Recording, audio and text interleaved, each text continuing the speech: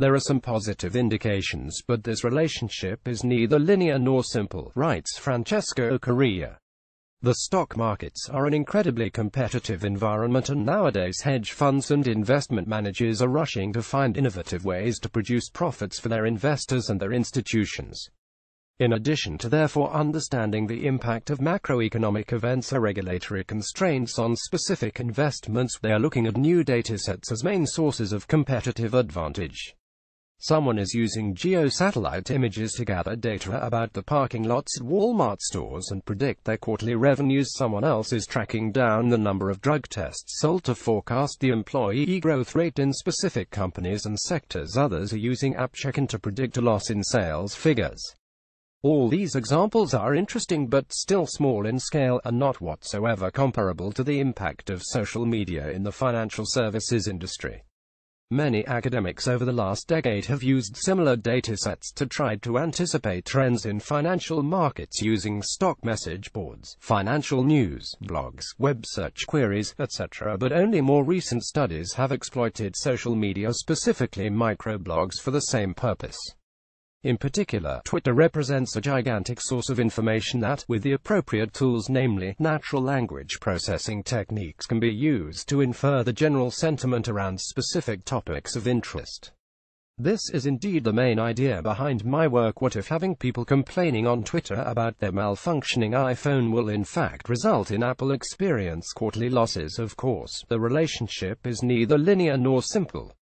It actually depends on the total number of users expressing a certain sentiment, as well as on the intensity of the sentiments, and even in perfect circumstances, the correlation between general sentiment and stock oscillations needs to be proved.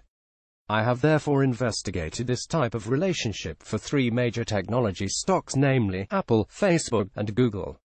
Even though my prior assumption was that this correlation might be actually stronger for smaller stocks, which are more volatile and easily influenced by the popular opinion, I needed a critical mass of tweets to create robust analysis on this phenomenon, and this is why I preferred to analyze larger technology stocks. I also decided to apply other two filters, which are the language of those tweets. I only selected English tweets, and I constrained the tweets that I wanted to analyze to those that showed a certain degree of financial literacy from the user. I selected only the ones that included the stock ticker in the 140 characters. This last step was essential to filter out irrelevant text. I'm eating an apple and I do not like it.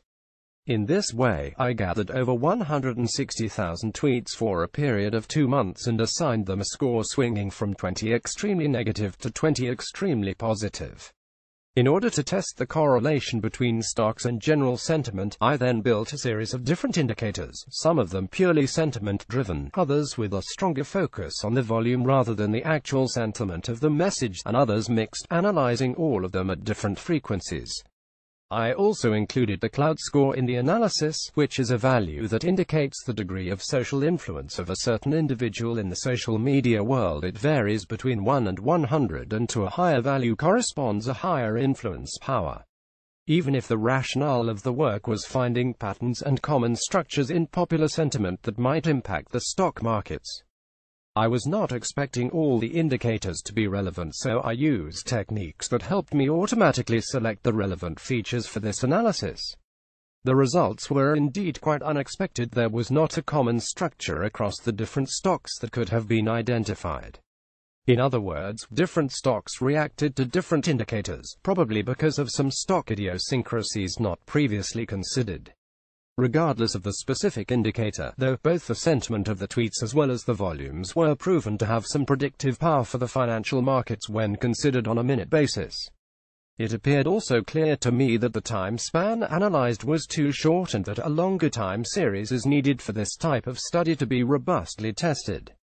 It also made me think that normal tweeting activity and trading days might be sentiment resistant, and that it could be more interesting to study this correlation when extraordinary corporate events happen, for example, an acquisition, an IPO, the launch of a new product, the company distributing dividends, the CEO being fired, etc.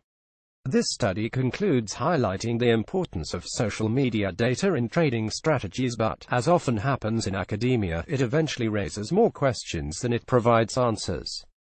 I think there is an incredible value in using alternative data in complex systems such as the financial markets, so I only hope this type of work will encourage others to experiment and test innovative ideas far from the traditional research path. About the author Francesco Correa. Francesco Correa is a complexity scientist, AI entrepreneur and tech investor, and he runs the blog Cyber Tales. Francesco is a strong supporter of an interdisciplinary research approach, and he wants to foster the interaction of different sciences in order to bring to light hidden connections. He is a former Anthemis Fellow, IPAM Fellow, and he got his PhD from LUISS University. His topics of interests are big data and AI, and he focuses on fintech, medtech, and energy verticals.